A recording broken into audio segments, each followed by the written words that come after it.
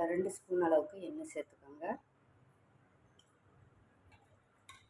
எண்ணெய் காஞ்சதும் இதில் இப்போ நான் சின்ன வெங்காயம், பூண்டு, இஞ்சி எடுத்து வச்சுருக்கேன். இப்போ அதையும் நம்ம சேர்த்துக்கலாம். சேர்த்துட்டு இது கூட தக்காளி கட் பண்ணி வச்சுருக்கேன், அதையும் சேர்த்துக்கோங்க.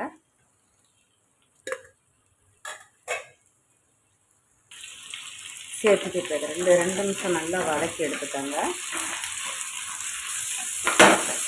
இப்போ வெங்காயம் தக்காளியும் வதக்கி எடுத்தாச்சு. இப்போ இதில் நம்ம பொடியெல்லாம் சேர்த்துக்கலாம். இப்போ இதில் 2 ஸ்பூன் அளவுக்கு மல்லிப்பொடி சேர்த்துக்கோங்க.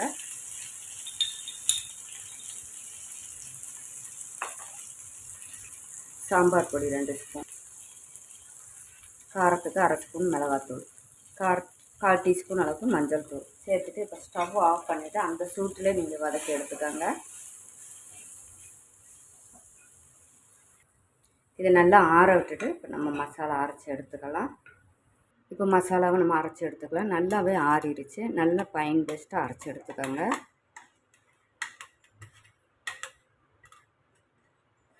இதை கொஞ்சமாக லைட்டு நம்ம தண்ணி ஊற்றி அலசிட்டு எடுத்துக்கலாம்.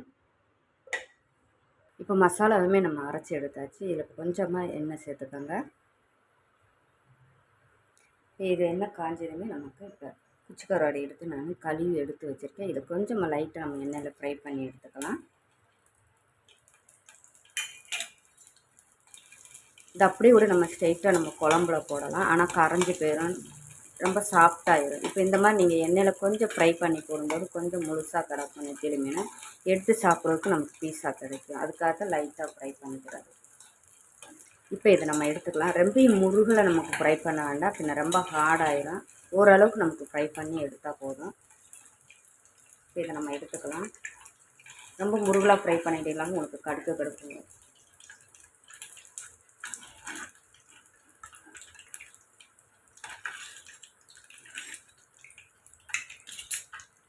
இதை எடுத்துகிட்டு அதே எண்ணெயில் 1/4 டீஸ்பூன் வெந்தயம், 1 டீஸ்பூன் கடுகு,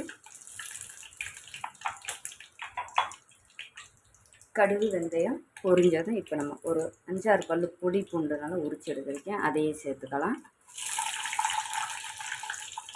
அதே போல் கொஞ்சமாக நம்ம வெங்காயம் வதக்கி அரைச்சிருக்கோம், இருந்தாலும் கொஞ்சம் வெங்காயம் தாளிப்பு சேர்த்துக்கோங்க. காரத்துக்கு ஒரு மிளகாய், கொஞ்சம் கருவேப்பிலை சேர்த்துட்டு இப்போ கலந்து விட்டுக்கலாம். இப்போ வெங்காயம் எல்லாம் நல்லா வதக்கி எடுத்தாச்சு. இப்போ இது கூட நம்ம கத்திரிக்காயும் முருங்கைக்காயும் கட் பண்ணி எடுத்துருக்கு. இப்போ அதையும் சேர்த்துக்கலாம்.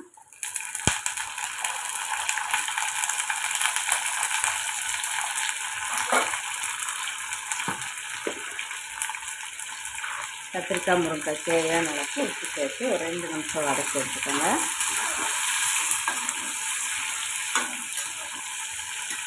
இது கூட எதுவும் தக்காளி நம்ம அரைச்சிருக்கோம், ஒரு பாதி தக்காளி அளவுக்கு சேர்த்துக்கோங்க.